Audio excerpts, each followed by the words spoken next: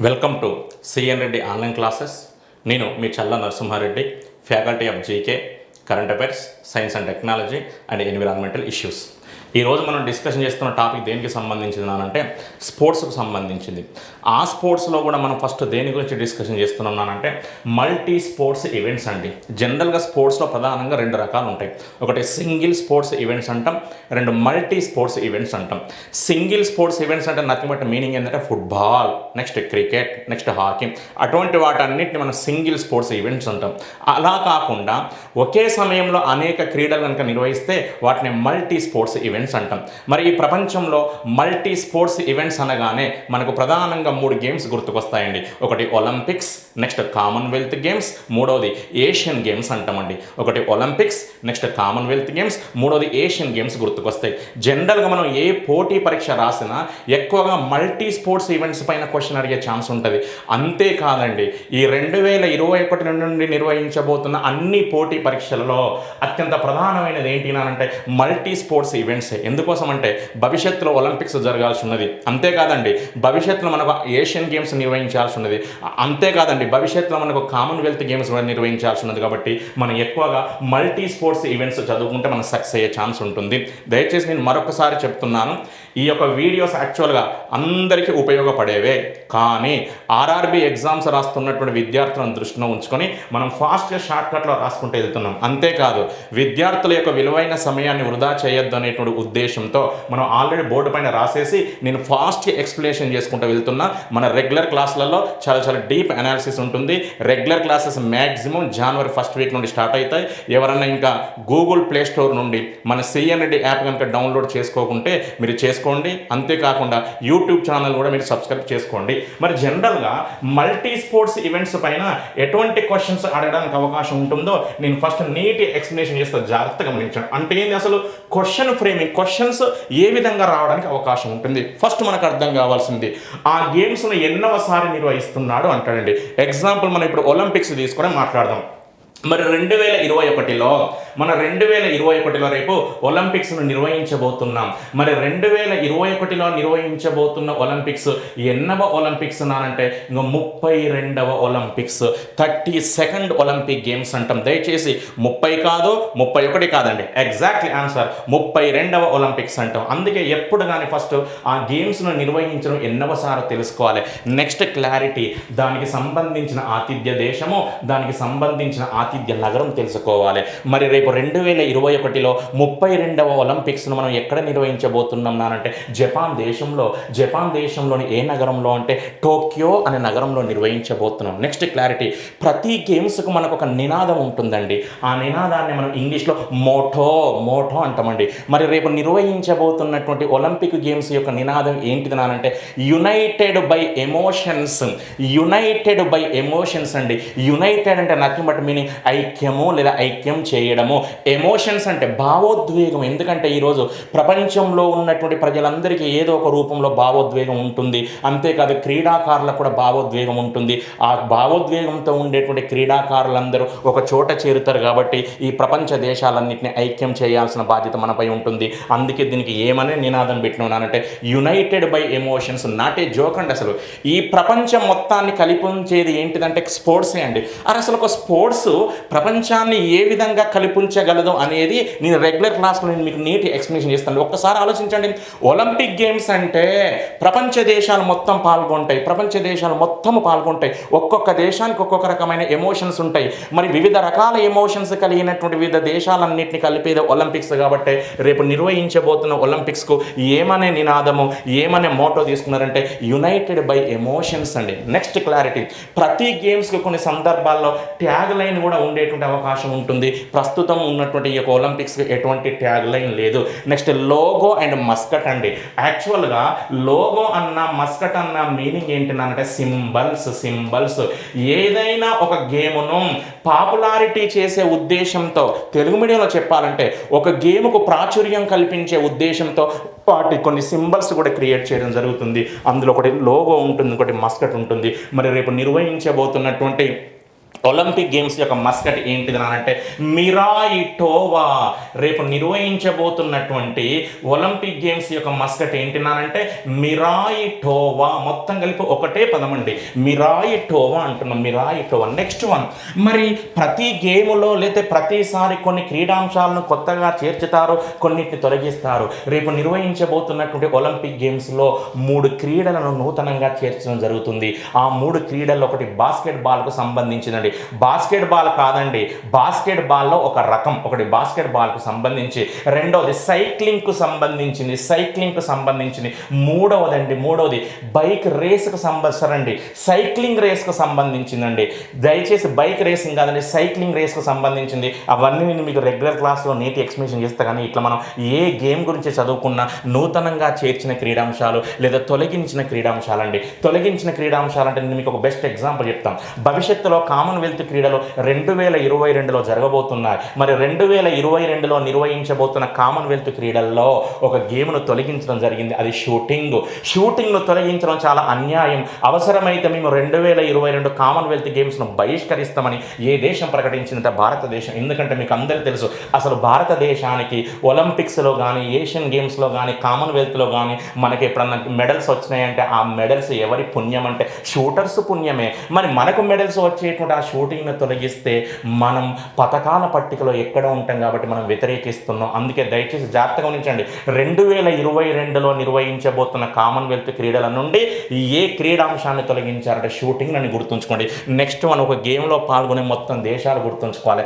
Next ఆ గేమ్స్కు సంబంధించిన importance ఉంటే నథింగ్ బట్ అక్కడ ఉండే స్టేడియం పేరు అంటే నంబర్ ఆఫ్ టైమ్స్ మనకు స్టేడియం గురించి అడిగింది. నెక్స్ట్ అక్కడ ఉన్నటువంటి అంటే ఏంది, ఆ గేమ్స్కు పాపులారిటీ కల్పించడం కోసం ఎవరైనా ప్రచారకర్తను, ఇంగ్లీష్లో బ్రాండ్ అంబాసిడర్ అండి, వాళ్ళని నియమిస్తే వాళ్ళ గురించి కూడా చదువుకోవాలి. ఎంత బ్యూటిఫుల్ ఇన్ఫర్మేషన్ చూడండి. మీరు ఏ గేమ్స్ అయినా తీసుకోండి, ఫస్ట్ క్వశ్చన్ ఎన్నవసారి నిర్వహిస్తున్నారు, దానికి ఆతిథ్యం ఇస్తున్న దేశం ఏంటిది, నగరం ఏంటిది, దాని యొక్క నినాదము మోటో ఏంటిది, దాని యొక్క ట్యాగ్ లైన్ ఏంటిది, ఆ గేమ్స్ యొక్క సింబల్స్ ఏంటిది, ఒకటి లోగో, ఒకటి మస్కట్. నెక్స్ట్ ఆ గేమ్లో కొత్తగా చేర్చిన క్రీడాంశాలు ఏంటివి, తొలగించిన క్రీడాంశాలు ఏంటి, ఆ గేమ్లో పాల్గొనే మొత్తం దేశాలు ఏంటివి, దానికి సంబంధించిన ఇతర ప్రత్యేకతలు కూడా మనం డిస్కషన్ చేయాల్సి ఉంటుంది. ఇప్పుడు ఫస్ట్ మనం మల్టీ స్పోర్ట్స్ ఈవెంట్లో మనం దేని గురించి డిస్కషన్ చేస్తున్నానంటే ఒలింపిక్స్, అందులో కూడా సమ్మర్ ఒలింపిక్స్ గురించి డిస్కషన్ చేస్తున్నాం. జనరల్గా సమ్మర్ ఒలింపిక్స్ని ప్రతి 4 సంవత్సరాలకు ఒకసారి నిర్వహించడం జరుగుతుంది. 2016లో సమ్మర్ ఒలింపిక్స్ని మనం రియో డి జెనిరో అనే నగరంలో నిర్వహించామండి. మరి రియో డి జెనిరో అనేటువంటి ఈ నగరము బ్రెజిల్ దేశంలో ఉంటుంది. ఒక్కసారి జాగ్రత్తనండి, ఒక్క బ్రెజిల్ దేశంలోని రియో డి జెనిరో మనకు నంబర్ ఆఫ్ టైమ్స్ వివిధ సబ్జెక్టులలో యూజ్ అవుతుందండి.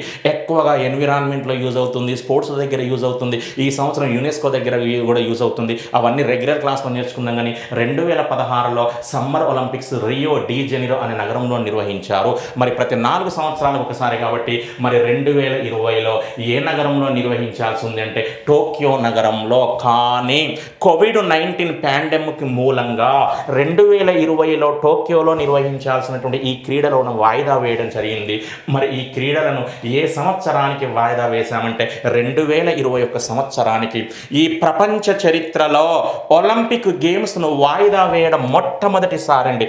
పదాన్ని జాగ్రత్తగా గమనించండి, ప్రతి పదానికి కాంపిటేటివ్ ఎగ్జామ్లో ఇంపార్టెన్స్ ఉంటుందండి. నేను ఎక్కడ కూడా రద్దు చేయబడిన అనట్లేదండి, వాయిదా వేయడం మొదటిసారి అంటున్నా. అనేక సార్లు గతంలో రద్దు చేశారు. మొదటి ప్రపంచ యుద్ధ సమయంలో ఒలింపిక్స్ను రద్దు చేశారు, రెండవ ప్రపంచ యుద్ధ సమయంలో ఒలింపిక్స్ను రద్దు చేశారు.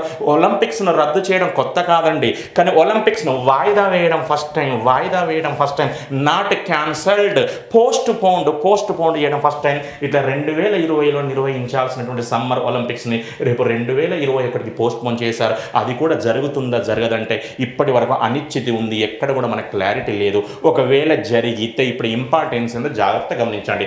టోక్యో నగరము ఒలింపిక్ క్రీడలకు ఆతిథ్యం ఇవ్వడం రెండవసారి. టోక్యో నగరము ఒలింపిక్ క్రీడలకు ఆతిథ్యం ఇవ్వడం రెండవసారి.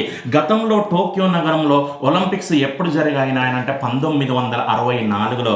మళ్ళీ రేపు ఎప్పుడు జరగబోతున్నాయంటే 2021లో. First time in 1964, second time in 2021. ఈ మొదటి ఒలింపిక్స్ ఒక స్పెషాలిటీ ఉంటుందండి.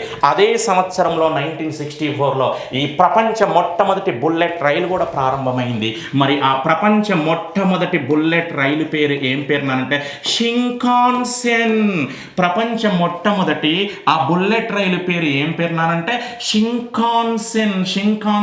నేను ఆల్రెడీ మీకు లాస్ట్ టైం క్లాస్లో చెప్పిన, ఇప్పుడు ఇదే షింకాన్సెన్ బుల్లెట్ రైలుని మళ్ళీ ఇప్పుడు ఇండియాలో ప్రవేశపెడుతున్నాం. ఇది కూడా మన ఇండియాలో మొట్టమొదటి బుల్లెట్ రైలు అవుతుంది. అది ఏ నగరాల మధ్య అంటే ముంబై టు అహ్మదాబాద్. అంటే నీకు క్లారిటీ రావాలండి.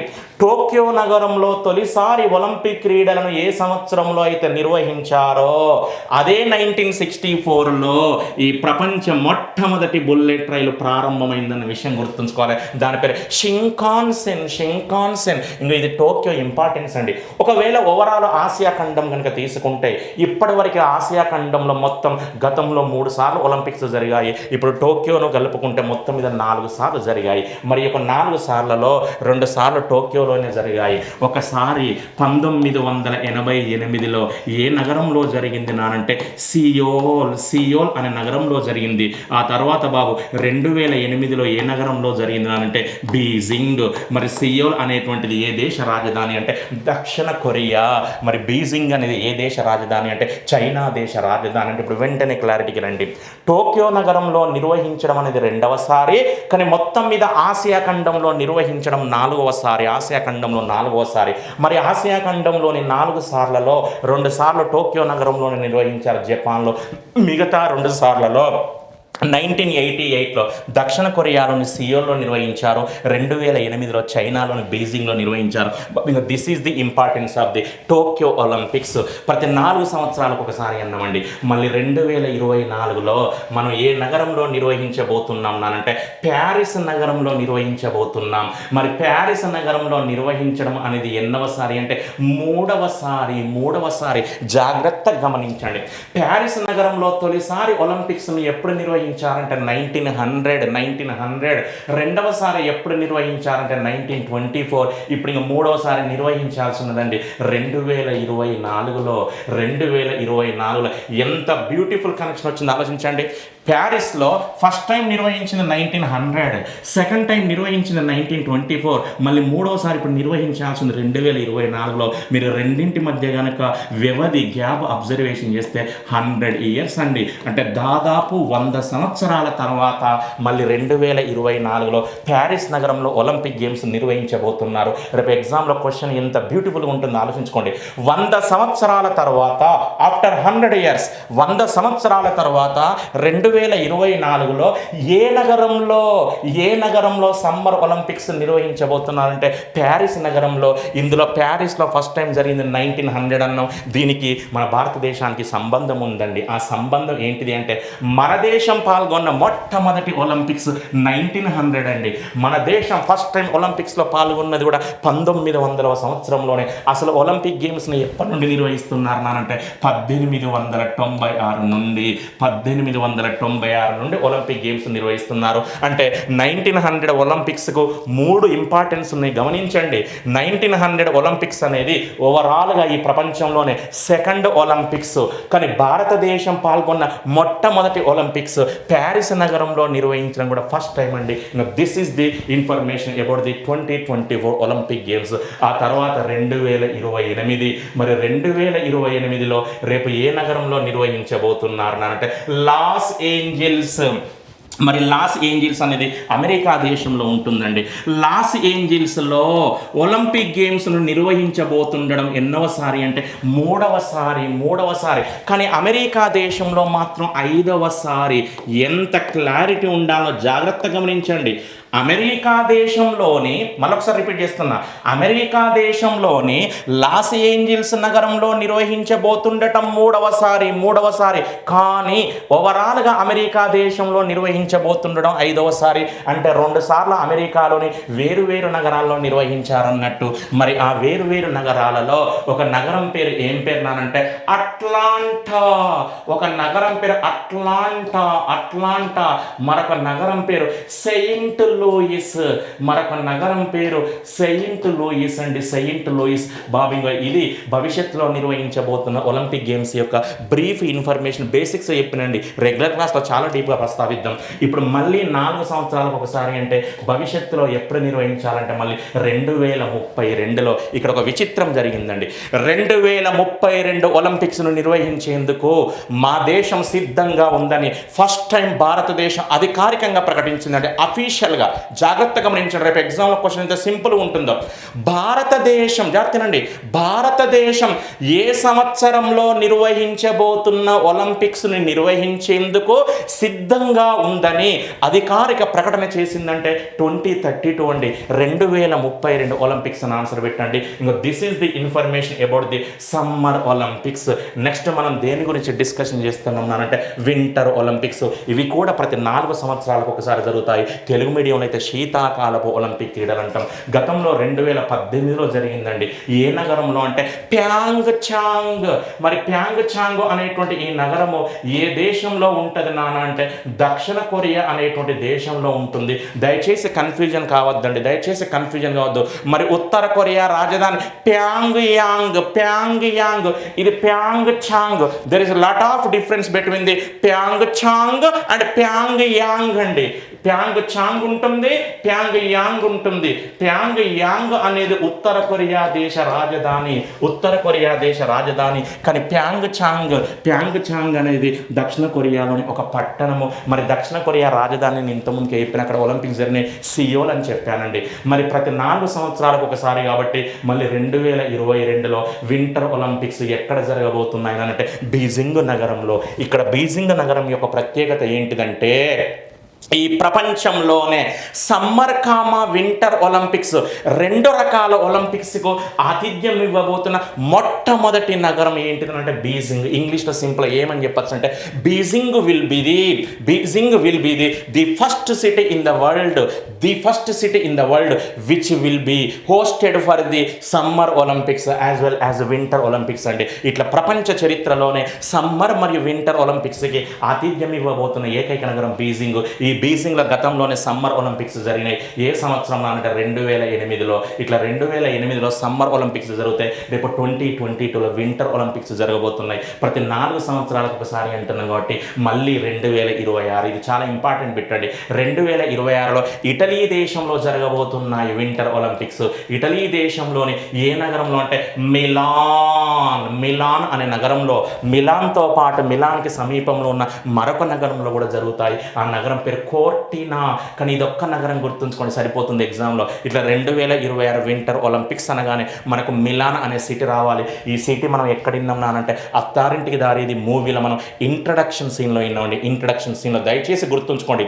జీవితంలో ప్రతీది చేయండి, అది మూవీస్ కావచ్చు ఏమైనా కావచ్చు, కానీ ప్రతి దానిలో మనకు ఉపయోగపడే ఇన్ఫర్మేషన్ ఏమున్నదో లాగాలండి. మీరు ఎన్ని సినిమాలు చూస్తే మనకంత జనరల్ స్టడీస్లో రకరకాల ప్లేసెస్ తెలవడానికి అవకాశం ఉంటుందండి. నేను సింగిల్ లైన్లో చెప్తానండి. సొసైటీ పైన ఎవరికైతే ఎక్కువగా నాలెడ్జ్ ఉంటుందో వారే కాంపిటేటివ్ ఎగ్జామ్లో బాగా సక్సెస్ కావడానికి అవకాశం ఉంటుంది. ఇది వింటర్ ఒలింపిక్స్. మిలాన్ అనే సిటీ కొత్తది కాదు, మనం విన్నదే చాలా సినిమాలలో. మరి సమ్మర్ కామా వింటర్ ఒలింపిక్స్ తర్వాత నెక్స్ట్ మనం దేని గురించి డిస్కషన్ చేస్తున్నాం అంటే కామన్వెల్త్ గేమ్స్ అండి. 2018లో కామన్వెల్త్ గేమ్స్ని ఏ నగరంలో నిర్వహించారు అంటే గోల్డ్ కోస్ట్ అనే నగరంలో నిర్వహించడం జరిగింది. మరి గోల్డ్ కోస్ట్ అనేటువంటిది ఏ దేశంలో ఉంటుంది అంటే ఆస్ట్రేలియా దేశంలోని గోల్డ్ కోస్ట్ నగరంలో నిర్వహించడం జరిగింది. దయచేసి ఇక్కడ కన్ఫ్యూజన్ కావద్దండి. ఆఫ్రికా ఖండంలోని ఒక దేశం పేరు ఘనా. మరి ఘనా దేశం యొక్క పాత పేరు కూడా గోల్డ్ కోస్టే. అందుకే దయచేసి కన్ఫ్యూజన్ కావద్దండి. ఆఫ్రికా ఖండంలోని ఘనా దేశం యొక్క పాత పేరు గోల్డ్ కోస్టే. అదే ఆస్ట్రేలియా దేశంలోని ఒక నగరం పేరు కూడా గోల్డ్ కోస్టే. ఇట్లా 2018లో గోల్డ్ కోస్ట్ అనే నగరంలో జరిగింది. ప్రతి 4 సంవత్సరాలకు ఒకసారి కాబట్టి 2022. రేపు 2022లో కామన్వెల్త్ క్రీడలను బ్రిటన్ దేశంలో నిర్వహించబోతున్నాం. లేదా ఇంగ్లాండ్ అండి. ఇంగ్లాండ్ అన్న, బ్రిటన్ అన్న, యూకే అన్న ఏదైనా ఒకటే, మూడింటి మధ్య కొద్దిగా డిఫరెన్స్ ఉంటుంది. అంత రెగ్యులర్ క్లాస్లో ఎక్స్ప్లెనేషన్ చేస్తా. ఇట్లా ఇంగ్లాండ్ లేదా బ్రిటన్లోని బర్మింగ్హామ్ నగరంలో నిర్వహించబోతున్నారు. యాక్చువల్గా ఈ గేమ్స్ను ఎక్కడ నిర్వహించాల్సి ఉండేదంటే డర్బన్ దక్షిణాఫ్రికా దేశంలోని డర్బన్ నగరంలో వాస్తవానికి నిర్వహించాల్సి ఉంది 2022లో. కానీ ఈ యొక్క క్రీడలను నిర్వహించడం మా వల్ల కాదని దక్షిణాఫ్రికా దేశం ప్రకటించింది. అందుకే ఇప్పుడు డర్బన్ స్థానంలో ఏ నగరాన్ని ఎంపిక చేశారంటే బర్మింగ్హామ్. ఇది కూడా మన అందరికీ తెలుసు. ఇక్కడ నంబర్ ఆఫ్ టైమ్స్ క్రికెట్ మ్యాచ్లు జరుగుతాయి. అంతేకాదండి, ఈ ప్రపంచంలోనే ఒక ప్రధానమైనటువంటి బ్యాడ్మింటన్ టోర్నమెంట్ జరుగుతుంది ఎవ్రీ ఇయర్. ఆ బ్యాడ్మింటన్ టోర్నమెంట్ పేరు ఆల్ ఇంగ్లాండ్ బ్యాడ్మింటన్ ఛాంపియన్షిప్ అంటాం. ఇట్లా ఆల్ ఇంగ్లాండ్ బ్యాడ్మింటన్ ఛాంపియన్షిప్ జరిగేటువంటి సిటీ పేరు బర్మింగ్హామే. రేపు కామన్వెల్త్ గేమ్స్ జరగబోతున్న సిటీ పేరు బర్మింగ్హామే. ఈ గేమ్స్ నుండే ఒక క్రీడను తొలగించారని చెప్పిన నేను ఇంతకుముందు, షూటింగ్ అనే క్రీడను తొలగించారు. ఇప్పుడు ఒలింపిక్స్ కంప్లీట్ అయిపోయినాయి బాబింగో. ఒలింపిక్స్లో కూడా సమ్మర్ కంప్లీట్ అయిపోయింది, వింటర్ కంప్లీట్ అయిపోయింది, కామన్వెల్త్ కూడా కంప్లీట్ అయిపోయింది. దీని తర్వాత నెక్స్ట్ మనం దేని గురించి డిస్కషన్ చేస్తున్నానంటే ఆసియా క్రీడలు, ఇంగ్లీష్లో ఏషియన్ గేమ్స్ అంటామండి. ఆసియా క్రీడల్ని కొన్ని సందర్భాల్లో సింపుల్గా ఏషియాడ్ అంటామండి. ఏషియాడ్. దయచేసి గేమ్స్కు ఉన్నటువంటి మారు పేర్లు, పాత పేర్లు కూడా గుర్తుంచుకోవాలి. గతంలో మనం ఒక బిట్ అడిగిందండి, క్రింది వానిలో ఏ క్రీడలను బ్రిటిష్ ఎంపైర్ గేమ్స్ పేరుతో గతంలో నిర్వహించారు అన్నారండి. ఇప్పుడేమో కామన్వెల్త్ గేమ్స్ అంటున్నాం, కానీ కామన్వెల్త్ గేమ్స్ను ప్రారంభంలో ఏమని పిలిచారంటే బ్రిటిష్ ఎంపైర్. ఎంపైర్ అంటే సామ్రాజ్యము అండి. బ్రిటిష్ ఎంపైర్ గేమ్స్ అని పిలిచారు. ఎందుకు మరి కామన్వెల్త్ గేమ్స్ను ప్రారంభంలో బ్రిటిష్ ఎంపైర్ గేమ్స్ అని పిలిచారో మనం రెగ్యులర్ క్లాస్లో చదువుకుందాం. కానీ ఇక్కడ ఆసియా క్రీడలను ఇంకా ఏమంటామంటే ఏషియాడ్ అని కూడా పిలుస్తాం. ఇవి కూడా ప్రతి 4 సంవత్సరాలకు ఒకసారి నిర్వహిస్తారు. 2018లో ఏషియన్ గేమ్స్ని ఎక్కడ నిర్వహించారనంటే ఇండోనేషియా దేశంలోని 2 నగరాలలో, ఒక నగరం పేరు జకర్తా, మరొక నగరం పేరు పాలెంబాంగ్. ప్రతి 4 సంవత్సరాలకు ఒకసారి. కాబట్టి 2022లో ఏ నగరం అంటే చైనాలోని హంగ్జౌ. ఇక్కడ గతంలో G20 శిఖరాగ్ర సదస్సు కూడా జరిగిందండి. ఈ సిటీ పేరు మనం అందరం విన్నమే. రేపు 2022లో చైనాలోని హంగ్జౌ. వెంటనే ఎంత లింకప్ చేయాలో జాగ్రత్తగా గమనించండి. 2022లో చైనాలో 2 ప్రధానమైన గేమ్స్ జరగబోతున్నాయి. ఒకటి వింటర్ ఒలింపిక్స్, ఇంకోటి ఏషియన్ గేమ్స్. వింటర్ ఒలింపిక్స్ చైనాలోని బీజింగ్లో జరగాల్సి ఉంది. ఏషియన్ గేమ్స్ మాత్రం చైనాలోని హంగ్జౌ నగరంలో జరగాల్సి ఉంది. ఇట చైనాలో 2022 అనగానే వింటర్ ఒలింపిక్స్ జరగబోతున్నాయి, ఏషియన్ గేమ్స్ కూడా జరగబోతున్నాయి. ఆ తర్వాత 2026 ఎక్కడ నానంటే జపాన్ దేశంలోని నగోయా.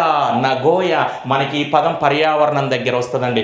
నగోయా ప్రోటోకాల్, నగోయా ఒప్పందం అనేటువంటి పదం అక్కడ వస్తుంది. ఇట్లా 2026లో నగోయా అనే నగరంలో నిర్వహించాల్సింది. అది జపాన్ దేశంలో ఉంటుంది. ఇప్పుడు 2030, 2034 ఎక్స్పెక్టెడ్ బిట్స్ ఉన్నాయి. ఎందుకోసం అంటే ఈ రెండింటిని ఇప్పుడు ఈ యొక్క 2020లోనే డిసైడ్ చేశారు ఎక్కడెక్కడ నిర్వహించాలని. మరి 2030లో దోహా అనే నగరంలో నిర్వహించబోతున్నాం. మరి దోహా అనేది ఈ ప్రపంచంలో ఏ దేశ రాజధాని అంటే ఖతార్ దేశ రాజధాని. మరి ఖతార్ దేశ రాజధాని అయిన దోహా నగరంలో ఆసియా క్రీడలను నిర్వహించిన కొత్త కాదండి. ఇది రెండవసారి. ఇది ఒక్కటి గుర్తుంచుకోండి. 2030లో ఖతార్ దేశ రాజధాని దోహాలో జరగబోతున్నాయి. దోహాలో జరగడం కొత్త కాదు, ఇంకా సెకండ్ టైం నిర్వహించబోతున్నారు. మరి 2034లో ఏ నగరం అంటే రియాద్ అనే నగరంలో. మరి రియాద్ అనేది ఈ ప్రపంచంలో ఏ దేశ రాజధాని అంటే సౌదీ అరేబియా.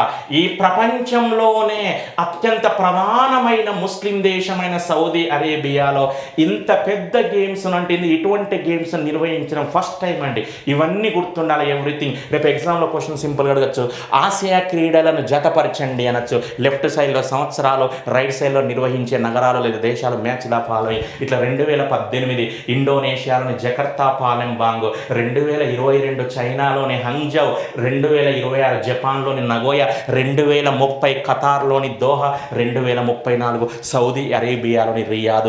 దీని గురించి మనకు రిపీటెడ్ బిట్ ఉంటుందండి.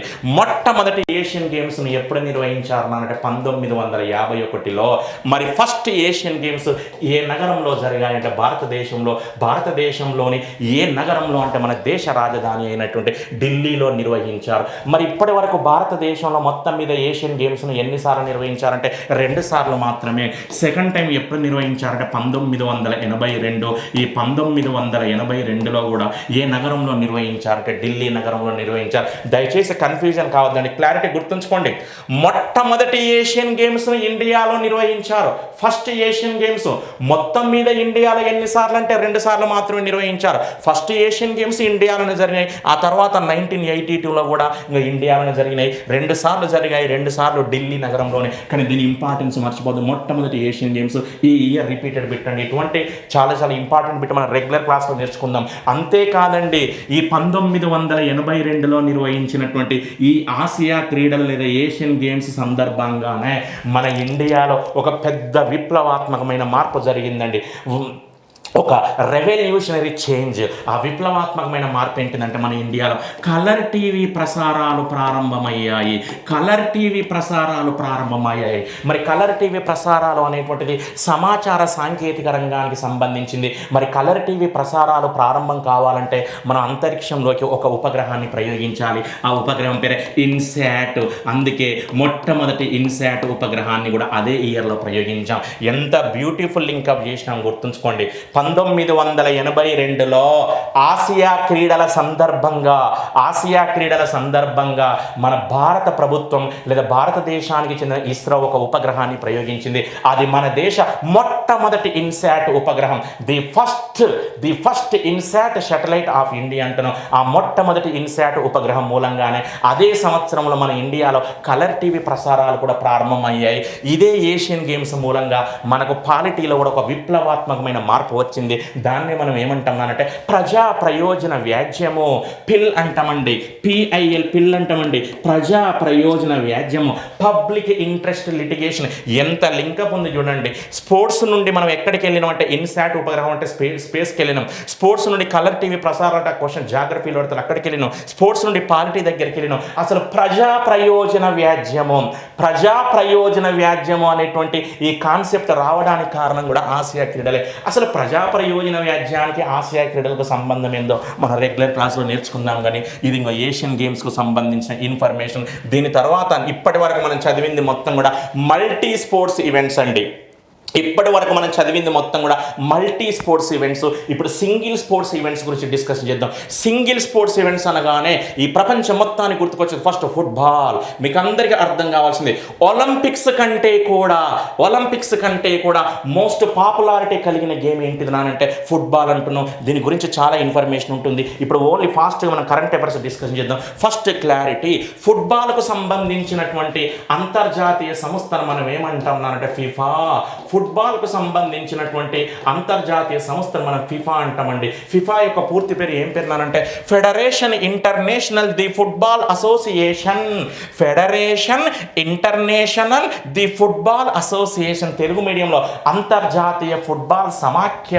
మీకు అందరికీ తెలుసండి, ప్రతి క్రీడకు ఇంటర్నేషనల్ లెవెల్లో మనకు ఒక అసోసియేషన్ ఉంటుంది. క్రికెట్ అనుకోండి, ICC international cricket council. Hockey అనుకోండి, FIH ఇంటర్నేషనల్ హాకీ ఫెడరేషన్. ప్రతి క్రీడకు ఒక ఇంటర్నేషనల్ లెవెల్లో మనకు ఒక సంస్థ, ఒక అసోసియేషన్ ఉంటుంది. ఇట్లా ఫుట్బాల్ అనగానే ఫిఫా, క్రికెట్ అనగానే ICC, హాకీ అనగానే FIH అండి, ఇంటర్నేషనల్ హాకీ ఫెడరేషన్. ప్రస్తుతం ఇంటర్నేషనల్ హాకీ ఫెడరేషన్కు మన భారతీయుడే ప్రెసిడెంట్గా ఉన్నాడు, నరేంద్ర బాత్రా. అదంతా తర్వాత చర్చించుకుందాం. కానీ ఇట్లా ఫుట్బాల్కు సంబంధించినటువంటి అంతర్జాతీయ సంస్థ పేరు ఫిఫా. అది ప్రతి 4 సంవత్సరాలకు ఒకసారి ప్రపంచ కప్ నిర్వహిస్తుంది కాబట్టి దాన్ని ఫిఫా ప్రపంచ కప్ అంటామండి. అంటే ఫిఫా ప్రపంచ కప్ అంటే ఇండైరెక్ట్గా ఫుట్బాల్ ప్రపంచ కప్ అన్నట్టు. దీన్నే కొన్ని సందర్భాల్లో మనం ఏమంటామంటే సాకర్ కప్ అంటామండి. మరి 2018లో ఫుట్బాల్ ప్రపంచ కప్ ఎక్కడ జరిగిందని అంటే రష్యా దేశంలో. మరి ప్రతి 4 సంవత్సరాలకు ఒకసారి అంటే మళ్ళీ 2022లో ఏ దేశంలో అంటే ఖతార్ దేశంలో. ఇక్కడ జాగ్రత్త గమనించండి. ఇప్పుడు ఫస్ట్ క్లారిటీ, ఖతార్ దేశం యొక్క ఇంపార్టెంట్ చెప్తా. ఒక ప్రపంచంలోనే ఒక ప్రధానమైన ముస్లిం దేశంలో, ఒక ముస్లిం మెజారిటీ కంట్రీలో ఇంకా ఫుట్బాల్ ప్రపంచ కప్ నిర్వహించడం మొదటిసారి. అంతేకాదు ఒక గల్ఫ్ దేశంలో ఫుట్బాల్ ప్రపంచ కప్ నిర్వహించడం మొదటిసారి. అంతేకాదు ఒక అరబ్ దేశంలో కూడా ఫుట్బాల్ ప్రపంచ కప్ నిర్వహించడం మొదటిసారి. అంటే ఖతార్ అనేది ఒక ముస్లిం మెజారిటీ కంట్రీ, ఖతార్ అనేది ఒక గల్ఫ్ దేశం, ఖతార్ అనేది ఒక అరబ్ దేశం. ఇట్లా ప్రధానమైన ముస్లిం దేశంలో నిర్వహించడం తొలిసారినే. అంతేకాదు ఒక గల్ఫ్ దేశంలో నిర్వహించడం తొలిసారినే, ఒక అరబ్ దేశంలో నిర్వహించడం తొలిసారినే. ఈ విధంగా 2022లో ఖతార్ దేశంలో మనం ఫుట్బాల్ వరల్డ్ కప్ నిర్వహించబోతున్నాం. అయితే మొత్తం మీద ఆసియా ఖండంలో ఫుట్బాల్ ప్రపంచ కప్ నిర్వహించబోతుండడం ఎన్నవసారి నానంటే ఇంకా రెండవసారి.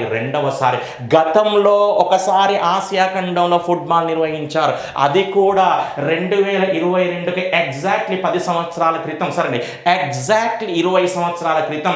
మరి 2022 నుండి 20 సంవత్సరాల బ్యాక్ వెళ్తే ఎప్పుడున్నానంటే ఇంకా 2002లో. మరి 2002లో మన ఆసియా ఖండంలో తొలిసారిగా ఫుట్బాల్ వరల్డ్ కప్ను 2 దేశాలు కలిసి సంయుక్తంగా నిర్వహించాయి. అందులో ఒక దేశం పేరు జపాన్, రెండవ దేశం పేరు దక్షిణ కొరియా. అంటే ఇప్పుడు క్లారిటీకి రండి. మన ఆసియా ఖండంలో ఫిఫా ఫుట్బాల్ ప్రపంచ కప్ని గతంలో ఒకసారి నిర్వహించారు, రేపు రెండవసారి నిర్వహించబోతున్నారు. గతంలో అంటే 20 సంవత్సరాల క్రితం 2002లో, మళ్ళీ 20 సంవత్సరాల తర్వాత 2022లో ఖతార్ దేశంలో నిర్వహించబోతున్నారు. ఇప్పుడు ఈ గేమ్స్ చాలా కాంట్రవర్సీ అవుతున్నాయి. ఎందుకోసం అంటే జనరల్గా ఫుట్బాల్ వరల్డ్ కప్ను మనకు ఎప్పుడు కానీ ప్రతి 4 సంవత్సరాలకు ఒకసారి మ్యాక్సిమం జూన్ టు జూలై నెలలో నిర్వహిస్తామండి. జూన్ టు జూలై నెలలో, లేదా మే టు జూన్ నెలలో, అంటే ఎక్కువగా సమ్మర్ సీజన్లో నిర్వహిస్తాం. సమ్మర్ సీజన్లో మ్యాక్సిమం ఎక్కువగా జూన్ టు జూలై నిర్వహిస్తారండి. జూన్ టు జూలై, కొన్ని సందర్భాల్లో మే టు జూన్ అంటే సమ్మర్ సీజన్లో నిర్వహిస్తారు. కానీ రేపు ఖతార్ దేశంలో ఫుట్బాల్ ప్రపంచ కప్ను ఎప్పుడు నిర్వహించబోతున్నారంటే నవంబర్ టు డిసెంబర్ అనేది వింటర్ సీజన్. ఎందుకు మరి ఖతార్లో సమ్మర్ సీజన్లో నిర్వహించడం లేదంటే అసలే ఖతార్ అనేది ఎడారి దేశం, ఈజ్ ఏ డిజర్ట్ కంట్రీ. మరి ఒక ఎడారి దేశం అంటే ఆడ ఫుట్బాల్ వరల్డ్ కప్ నిర్వహిస్తే చాలా ఇబ్బందులు తలెత్తుతాయి క్రీడాకారులకనే ఉద్దేశంతో సమ్మర్కు బదులుగా వాళ్ళు వింటర్ సీజన్ ఎన్నుకున్నారు. ఇట్లా నవంబర్ టు డిసెంబర్ మధ్య నిర్వహించబోతున్నారు. అందులో కూడా ఫైనల్ మ్యాచ్ని డిసెంబర్ 18వ తారీఖు నిర్వహించబోతున్నారు. డిసెంబర్ 18 2022లో. డిసెంబర్ 18 అనేది ఖతార్ యొక్క జాతీయ దినోత్సవం, ఖతార్ యొక్క నేషనల్ డే. ఎంత కాంట్రవర్సీలో చూడండి. సాంప్రదాయానికి విరుద్ధంగా జూన్ జూలైలో కాకుండా నవంబర్ డిసెంబర్లో నిర్వహించబోతున్నారు. అంతేకాదు ఏకంగా ఆ దేశానికి సంబంధించిన నేషనల్ డేను వాళ్ళు ఫైనల్ మ్యాచ్ సెలెక్ట్ చేశారు డిసెంబర్ 18 అండి. 18 December 18. This is the clear cut information about the 2022 FIFA football world cup. అది ఖతార్ దేశానికి సంబంధించింది. ఇన్ని గొప్ప లక్షణాలు ఉన్నాయి కాబట్టి అది చాలా ఇంపార్టెన్స్ అండి. నేను ఇంతమందికి చెప్పిన ఇదే ఖతార్ రాజధాని దోహా నగరంలో, సరండి, ఇదే ఖతార్ దేశ రాజధాని దోహా నగరంలో భవిష్యత్తులో ఆసియా క్రీడలు నిర్వహించబోతున్నారు. అది 2030 అన్న. ఇది ఫుట్బాల్ 2018 కంప్లీట్ అయిపోయింది, 2022 కంప్లీట్ అయిపోయింది. నెక్స్ట్ 2026 2026 ప్రతి 4 సంవత్సరాలకు ఒకసారి అన్న కాబట్టి 2026లో మొత్తం 3 దేశాలలో నిర్వహించబోతున్నారు. ఈ 3 దేశాలు కూడా ఉత్తర అమెరికా ఖండానికి చెందినవి. ఈ ప్రపంచ చరిత్రలో ఎన్నడూ కూడా ఫుట్బాల్ వరల్డ్ కప్ను ఒకేసారి 3 దేశాలు కలిసి సంయుక్తంగా నిర్వహించలేదండి. ఫస్ట్ టైం అంటే first time in the history. Football చరిత్రలో తొలిసారిగా 3 దేశాలు కలిసి రేపు ఫుట్బాల్ ప్రపంచ కప్ నిర్వహించబోతున్నాయి. ఆ 3 కూడా ఉత్తర అమెరికా దేశాలను గుర్తుంచుకోవాలి. అందుకే మీకు ప్రపంచ పటం పైన కనుక మీకు క్లారిటీ ఉంటే ఈజీగా ఆన్సర్ చేయొచ్చు. ప్రపంచ పటం పైన ఉత్తర అమెరికా ఖండాన్ని మీరు ఇమాజిన్ కనుక చేసుకుంటే పైన కెనడా కింద అమెరికా కింద మెక్సికో. అందుకే కెనడా, అమెరికా, మెక్సికో. ప్రపంచ పటం వస్తే నీకు ఇక్కడ ఆన్సర్ వస్తుందండి. అసలు మీకు వరల్డ్ మ్యాప్ వస్తే ఎన్నెన్ని ఈజీగా ఆన్సర్స్ గుర్తుంచుకోవచ్చు. నేను ఇప్పుడు ఒక ఎగ్జాంపుల్ చెప్తా, జాగ్రత్తగా గమనించండి. నేను మీకు లాస్ట్ టైం క్లాస్లో ఏమని చెప్పానంటే మొత్తం టెన్నిస్కు సంబంధించి 4 గ్రాండ్ స్లామ్ టోర్నమెంట్స్ నిర్వహిస్తారని చెప్పిన. ఒకటి ఆస్ట్రేలియన్ ఓపెన్, రెండవది ఫ్రెంచ్ ఓపెన్, మూడవది వింబుల్డన్, 4వది యూఎస్ ఓపెన్ అని చెప్పిన. వాటి ఆర్డర్ అడుగుతాడు ఎగ్జామ్లో, దేని తర్వాత ఏంది అనేది. దాన్ని నువ్వు ఎలా గుర్తుంచుకోవచ్చు అంటే ఇంకో ప్రపంచ పటం పైన నీకు అవగాహన కనుక ఉంటే నువ్వు ఈజీగా గుర్తుంచుకోవచ్చు. అసలు ప్రపంచ పటం పైన అవగాహన ఉంటే గ్రాండ్ స్లామ్ టోర్నమెంట్స్ను ఏ విధంగా నిర్వహిస్తారో ఆర్డర్ ఏ విధంగా గుర్తుంచుకోవచ్చు, జాగ్రత్తగా గుర్తుంచుకోండి. మనకు ఆస్ట్రేలియన్ ఫ్రెంచ్ ఓపెన్ లేకపోతే వింబుల్డన్ యూఎస్లో ఫస్ట్ ఇక్కడ ఆస్ట్రేలియా దేశం ఉంటుంది, ఆస్ట్రేలియా దేశం. ఆ తర్వాత ఇక్కడ ఉండేటువంటి ఈ యొక్క దేశం పేరు ఫ్రాన్స్, ఇక్కడ ఉండే ఈ దేశం పేరు బ్రిటన్, ఇక్కడ ఉండేటువంటి ఈ దేశం పేరు ఏం పేరు అంటే అమెరికా. అక్కడ ఉండేటువంటి ఆ దేశం పేరు అమెరికా అంటున్నాం.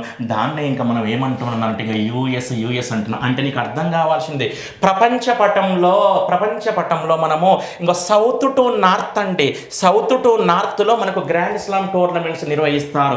ఇది ఆస్ట్రేలియన్ ఓపెన్, ఇది ఫ్రెంచ్ ఓపెన్, ఇది వింబుల్డన్, ఇది యుఎస్ ఓపెన్, ఇది ఆస్ట్రేలియా, ఇది ఫ్రాన్స్, ఇది బ్రిటన్, ఇది అమెరికా. ఇది అసలు నీకు ఈ క్లూ ఎప్పుడు వస్తుందండి? నీకు ప్రపంచ పటంలో ఏ దేశం ఎక్కడుందో తెలిస్తే నీకు అర్థం, నీకు ఆ క్లూ క్రియేట్ చేసుకోవచ్చు. వెంటనే ఇప్పుడు మైండ్లో ఫిక్స్ అయిపోవాలి. గ్రాండ్ స్లామ్ టోర్నమెంట్స్ని ఏ విధంగా నిర్వహిస్తారంటే దక్షిణం నుండి ఉత్తరానికి ఉండేటువంటి దేశాల క్రమాల్లో నిర్వహిస్తారు. దక్షిణం అంటే ఆస్ట్రేలియా తర్వాత ఫ్రాన్స్ తర్వాత బ్రిటన్ తర్వాత అమెరికా. ఎలా అయినా క్లూస్ గుర్తుంచుకోవచ్చండి. ఈ క్లూ అర్థం కావాలంటే నీకు ఎంత పరిపూర్ణమైన నాలెడ్జ్ ఉండాలని ఆలోచించు. ఇట్లా ఇప్పటి వరకు మనం డిస్కషన్ చేసింది ఫిఫా ప్రపంచ కప్ గురించి డిస్కషన్ చేసినాం. ఇప్పుడు ఇదే ఫుట్బాల్లో మహిళల ప్రపంచ కప్ గురించి డిస్కషన్ చేస్తున్నాం. మహిళల ప్రపంచ కప్ను కూడా మనము ప్రతి 4 సంవత్సరాలకు ఒకసారి నిర్వహించడం జరుగుతుంది.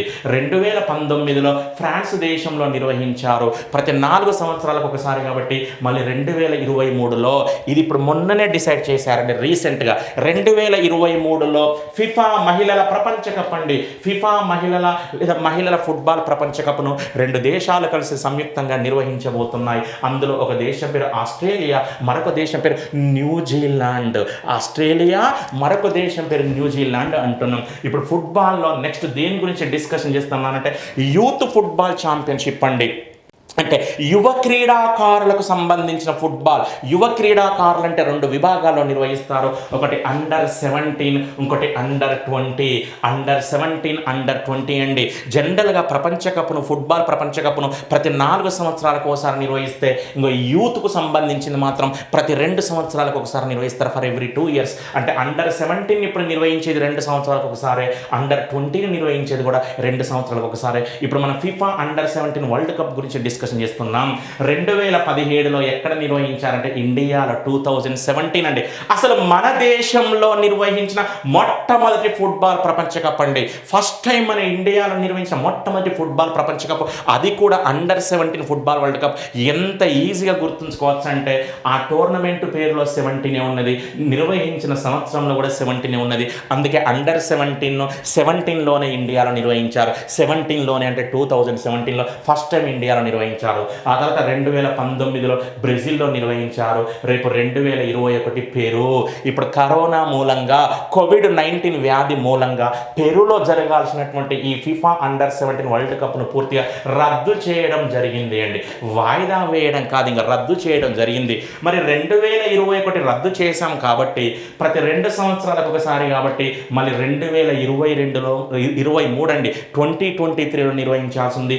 ఈ ఛాన్స్ ఎవరికి ఇచ్చారంటే ఇప్పుడు రద్దు చేయబడ్డటువంటి ఆతిథ్య దేశానికి ఇవ్వడం జరిగింది. ఎందుకోసం అంటే వాళ్ళు ఆల్రెడీ ఏర్పాట్లు చేసుకొని ఉంటారు కాబట్టి వాళ్ళ ఆర్థిక వ్యవస్థకు నష్టం జరగద్దు అంటే మళ్ళీ ఆ దేశానికి ఆతిథ్య హక్కులు ఇచ్చారు. కాబట్టి ఇప్పుడు గుర్తుంచుకోండి, 2021లో జరగాల్సింది క్యాన్సిల్ అయిపోయింది, అంటే రద్దు అయిపోయింది. కానీ అదే పెరు దేశానికి తిరిగి మళ్ళీ ఛాన్స్ ఇచ్చారు. ఏ సంవత్సరంలో అంటే 2023లో. ఇండియాను మర్చిపోవద్దండి, 2017లో జరిగింది. ఇప్పుడు అండర్-20కి రండి. 2019లో పోలాండ్ దేశంలో జరిగింది. ప్రతి 2 సంవత్సరాలకు ఒకసారి, కాబట్టి 2021. ఏ దేశంలో అంటే ఇండోనేషియా. ఈ క్రీడలను కూడా కరోనా మూలంగా రద్దు చేయడం జరిగింది. అయితే తిరిగి మళ్ళీ అదే దేశానికి మళ్ళీ అవకాశం ఇచ్చాం ప్రతి 2 సంవత్సరాలకు ఒకసారి. కాబట్టి 2021 తర్వాత 2023. ఇప్పుడు కూడా ఏ దేశంలో అంటే ఇండోనేషియా. ఇప్పుడు రెండింటిని కలిపి ఎంత లాజిక్గా గుర్తుంచుకోవాలి, జాగ్రత్తగా గమనించండి. ఇప్పుడు అండర్-17 అండర్-20 ఫుట్బాల్ ప్రపంచ కప్లు 2021లో పెరు దేశంలో, ఇండోనేషియా దేశంలో జరగాల్సి ఉండే, కానీ వాటిని పూర్తిగా రద్దు చేసి తర్వాత నిర్వహించే ఫుట్బాల్కు వాళ్ళకే ఛాన్స్ ఇచ్చారు. అందుకే మళ్ళీ 2023 అంటే పెరు, మళ్ళీ 2023 అంటే ఇండోనేషియా, అదేమో అండర్-17, ఇదేమో అండర్-20. మరి ఇప్పుడు ఇవే రెండు విభాగాలు.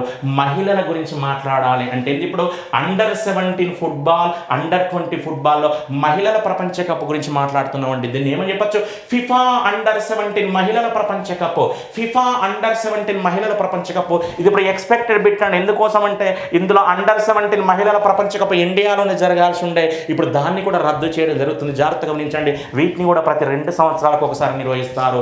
2018లో ఏ దేశంలో నిర్వహించారు నానంటే ఉరుగ్వే దేశంలో. ప్రతి 2 ఇయర్స్కి ఒకసారి కాబట్టి 2020లో ఇండియాలో జరగాల్సి ఉంది. కానీ కరోనా మూలంగా దీన్ని 2021కి వాయిదా వేశారండి, 2021. కానీ 2021లో కూడా జరిపే పరిస్థితి లేదు కాబట్టి ఇప్పుడు పూర్తిగా రద్దు చేయడం జరిగింది. ఫస్ట్ వాయిదా వేశారు, ఇప్పుడు పూర్తిగా రద్దు చేయడం జరిగింది. అయితే తిరిగి మళ్ళీ నెక్స్ట్ ఫుట్బాల్ వరల్డ్ కప్ నిర్వహించే ఛాన్స్ ఇండియాకే ఇచ్చారు. మరి ప్రతి 2 సంవత్సరాలకు ఒకసారి అంటే ఎప్పుడు నానంటే 2022 ఏ దేశంలో అంటే ఇండియా దేశంలో. రేపు ఎగ్జామ్లో క్వశ్చన్ ఏ విధంగా ఉంటుందో జాగ్రత్తగా గమనించండి. 2022లో భారతదేశంలో ఫిఫా మహిళల అండర్-17 ఫుట్బాల్ ప్రపంచ కప్ నిర్వహించబోతున్నారు. అయితే ఇది భారతదేశంలో నిర్వహించబోతున్న మొట్టమొదటి ఫుట్బాల్ ప్రపంచ కప్ అంటాడండి. అవునా కాదంటే కాదు. నేను ఇంత ముందుకే చెప్పిన, ఇంతకంటే ముందు కూడా మన ఇండియాలో ఒక ఫుట్బాల్ ప్రపంచ కప్ జరిగింది. అది కూడా అండర్-17. కానీ అది ఎవరికి సంబంధించింది? పురుషులకు సంబంధించింది. 2017 అని ఇప్పుడు ఇంత ముందుకే చెప్పాను. అంటే ఏంది? ఇండియా ఇప్పుడు వెంటనే క్లారిటీకి రండి. ఇండియాలో అండర్-17 ఫుట్బాల్ ప్రపంచ కప్ని పురుషులకు సంబంధించి గతంలోనే నిర్వహించారు. మహిళలకు సంబంధించి రేపు 2022లో నిర్వహించాల్సింది. 2022లో యాక్చువల్గా 2020లోనే జరగాల్సి ఉంది. కానీ కరోనా మూలంగా ఫస్ట్ వాయిదా పడింది, తర్వాత పూర్తిగా రద్దు చేయబడింది. మళ్ళీ ఇండియాకే ఛాన్స్ ఇచ్చారు. సేమ్ అండర్-20 2020లో ఈ 2 దేశాలు కలిసి నిర్వహించాల్సి ఉందండి. కోస్టారికా, పనామా ఈ 2 దేశాలు ఉత్తర అమెరికా ఖండంలో ఉంటాయండి. ఉత్తర అమెరికా ఖండంలో ఉంటాయి. కోస్టారికా, పనామా వీటిని కూడా రద్దు చేయడం జరిగింది. ప్రతి 2 సంవత్సరాలకు ఒకసారి కాబట్టి మళ్ళీ 2022 మళ్ళీ వీటికే ఛాన్స్ ఇచ్చారు. అయితే ఇందులో ఒకే ఒక దేశం ముందుకు వచ్చింది నిర్వహించడానికి. ఆ దేశం పేరు కోస్టారికా. ఇప్పుడు క్లారిటీకి రండి ఒకసారి. అండర్-17 అండర్-20ని మనము పురుషుల పరంగా మహిళల పరంగా ప్రస్తావిద్దాం. ఇంతకుముందు గుర్తు తెచ్చుకోవాలి. ఇంతకుముందు బిఫోర్ది అండర్-17 అండర్-20 పురుషులది యాక్చువల్గా ఏ సంవత్సరంలో నిర్వహించాలి? 2021 అండి. 2021లో నిర్వహించాలి. కానీ రద్దు చేసి మళ్ళీ ఆ దేశానికి 2023 ఛాన్స్ ఇచ్చారు. ఇప్పుడు మహిళలది యాక్చువల్గా 2020లో నిర్వహించాలి. కానీ పూర్తిగా రద్దు చేసి మళ్ళీ అదే దేశాలకు మళ్ళీ నెక్స్ట్ వరల్డ్ కప్ ఛాన్స్ ఇచ్చారు 2022. ఇంకా this is the clear cut information about the football. దీని తర్వాత ఇంకొకటి చెప్పి ఒక టాపిక్ మొత్తం క్లోజ్ చేస్తాను, ఎందుకంటే ఇప్పటికే టైం అనేది చాలా ఎక్కువగా అయింది. అది ఏంటిది అంటే హాకీ ప్రపంచ కప్. హాకీ ప్రపంచ కప్ అండి. సింపుల్గా పురుషుల హాకీ ప్రపంచ కప్. ఎప్పుడు కానీ గుర్తుంచుకోండి, క్వశ్చన్ పేపర్లో ఏం మెన్షన్ చేయలేదంటే అది పురుషులది అని అర్థము, ఏం మెన్షన్ చేయలేదంటే అది సీనియర్స్ది అని అర్థము. పురుషులది అన్నప్పుడు పురుషుడు అనేటువంటి పదం యూజ్ చేయడు, సీనియర్స్ అన్నప్పుడు సీనియర్స్ అనే పదం యూజ్ చేయడు. ఒకవేళ మహిళలది కనుక అయితే మహిళ అనే పదం యూజ్ చేస్తాడు, జూనియర్స్ కనుక అయితే జూనియర్స్ అనే పదం యూజ్ చేస్తాడు. ఇక్కడ ఏ పదాలు యూజ్ చేయలేదు. సింపుల్గా హాకీ ప్రపంచ కప్ అన్నాడంటే ఇది ఖచ్చితంగా పురుషులది, అందులో కూడా సీనియర్లది అన్నట్టు. మరి హాకీ ప్రపంచ కప్ను మనం ప్రతి 4 సంవత్సరాలకు ఒకసారి నిర్వహిస్తాము. 2018లో హాకీ ప్రపంచ కప్ను ఏ దేశంలో నిర్వహించారంటే ఇండియా. మరి ఇండియాలోని ఏ రాష్ట్రంలో నిర్వహించారంటే ఒడిషాలోని ఏ నగరంలో నిర్వహించారంటే భువనేశ్వర్. మరి భువనేశ్వర్లోని ఏ స్టేడియంలో నిర్వహించారంటే కళింగ స్టేడియం. ఎక్కడి నుండి ఎక్కడికి వచ్చింది చూడండి ఇన్ఫర్మేషన్. 2018లో హాకీ ప్రపంచ కప్ను ఇండియాలో నిర్వహించారు. అది కూడా భారతదేశంలోని అత్యంత వెనకబడ్డటువంటి ఒడిషా రాష్ట్రంలో నిర్వహించారు. ఆ ఒడిషాలో కూడా భువనేశ్వర్ నగరంలో, ఆ నగరంలో కూడా కళింగ స్టేడియంలో నిర్వహించారు. మనం ప్రతి 4 సంవత్సరాలకు ఒకసారి అన్నాం కాబట్టి 2018 తర్వాత మళ్ళీ 2022లో జరగాలి. కానీ కొన్ని అనివార్య కారణాల మూలంగా దాన్ని 2023కు చేంజ్ చేశారు. 2023లో కూడా రేపు ఏ దేశంలో జరగబోతుందంటే ఇండియాలోనే జరగబోతుంది. ఇది కూడా మళ్ళీ ఏ రాష్ట్రంలో అంటే ఒడిషాలోనే జరగబోతుంది. కానీ ఒడిశాలోని 2 నగరాలలో జరగబోతుంది. ఒకటి భువనేశ్వర్, ఒక సిటీ భువనేశ్వర్, మరొక సిటీ పేరు రూర్కెలా. భువనేశ్వర్లోని ఆ స్టేడియం పేరు కళింగా స్టేడియం. కానీ రూర్కెలా నగరంలో ఇప్పుడు ఒక స్టేడియాన్ని నిర్మించబోతున్నాం అన్నట్టు ఒడిశా ముఖ్యమంత్రి నవీన్ పట్నాయక్ రీసెంట్గా మనకు ఒక ప్రకటన చేశాడు. మరి రూర్కెలా నగరంలో నూతనంగా నిర్మించబోతున్నటువంటి స్టేడియం యొక్క కెపాసిటీ ఎంతనంటే 20,000 కెపాసిటీ అంటే ఏంది, 20,000 మంది ప్రేక్షకులు కూర్చొని చూసేటువంటి సామర్థ్యం ఉన్నటువంటి హాకీ స్టేడియం. రేపు కనుక దీని నిర్మాణం పూర్తయితే ఈ దేశంలోనే అతిపెద్ద హాకీ స్టేడియము, బిగ్గెస్ట్ లేదా largest hockey stadium in India మన దేశంలో మాత్రమే. రేపు క్వశ్చన్ ఇంత సింపుల్ ఉంటుందో జాగ్రత్తగా గమనించండి. భారతదేశంలో అతిపెద్ద హాకీ స్టేడియాన్ని ఏ నగరంలో నిర్మించబోతున్నారు లేదా ఏ నగరంలో నిర్మిస్తున్నారు అంటే రూర్కెలా నగరంలో నిర్మిస్తున్నారు. రూర్కెలా అనే పదం మనందరం విన్నదే. రూర్కెలాలో మనకు ఒక ఇనుముక్కు కర్మాగారం ఉంటుంది. మరి రూర్కెలా నగరంలో ఇనుముక్కు కర్మాగారాన్ని ఏ దేశ సహకారంతో నిర్మించామనంటే జర్మనీ దేశ సహకారంతో నిర్మించారు. అందులో కూడా ఇంకా ఎగ్జాక్ట్లీ చెప్పాలంటే పశ్చిమ జర్మనీ దేశ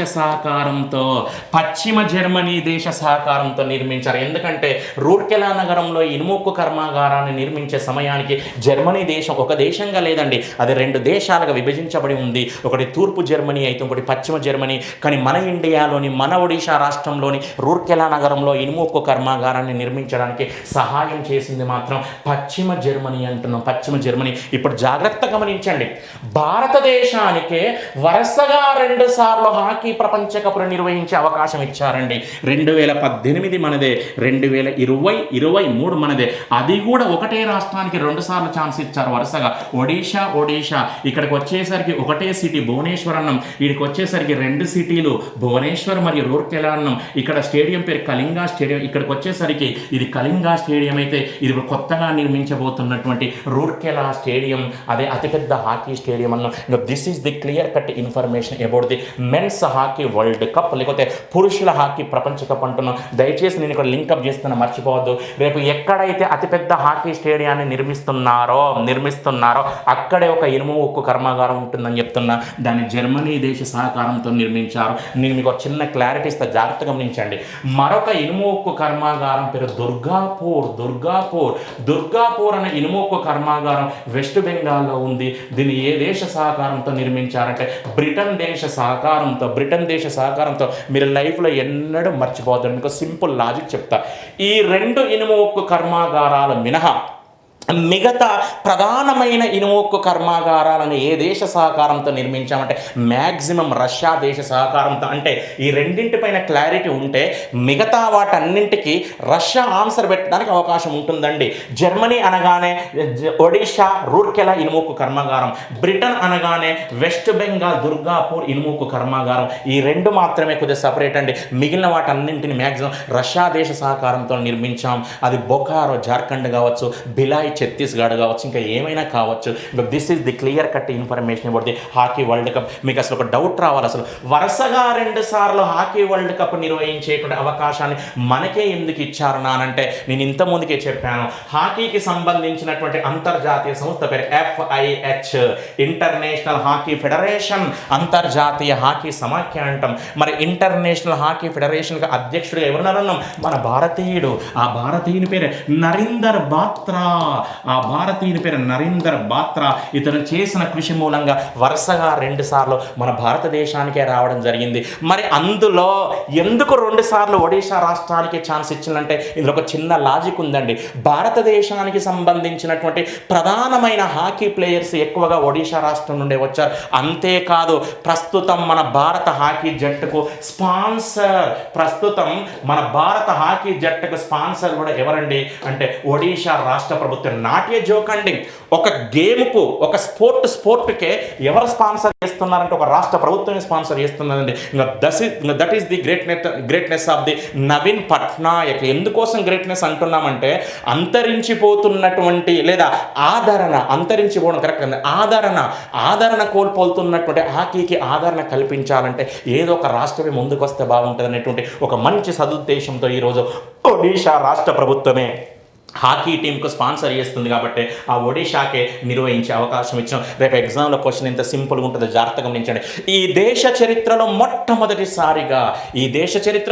మొట్టమొదటిసారిగా భారత హాకీ జట్టుకు స్పాన్సర్షిప్ చేస్తున్నటువంటి రాష్ట్రాన్ని లేదా రాష్ట్ర ప్రభుత్వాన్ని గుర్తించిందంటే ఒడిషా అని ఆన్సర్ పెట్టాల్సి ఉంటుంది. ఇట్లా ఇండియాలో వరుసగా 2 సార్లు అండి. మరి మొత్తం మీద ఇండియాలో ఎన్నోసారి నిర్వహించబోతున్నారంటే 4వసారి. 2018, 2023 కాకుండా గతంలో కూడా 2 సార్లు నిర్వహించారు హాకీ ప్రపంచ కప్ని. అది 1982లో ముంబాయ్, 2010లో New Delhi.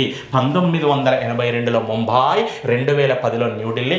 This is the clear cut information about the multi sports events and also the about the football world cup and also the hockey world cup. Thank you.